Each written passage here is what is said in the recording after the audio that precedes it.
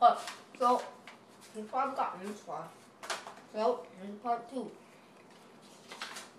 take your another piece of paper. You already did this way, so you do it the long way.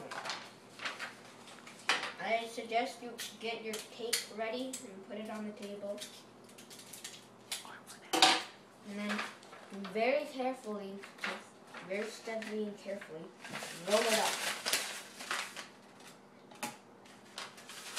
And you carefully tape it so good and lined up. As so. And then you will tape them together.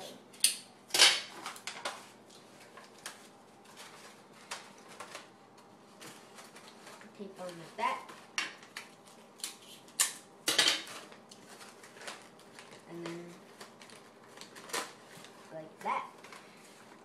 And this has been part 2, so stay tuned for part 3.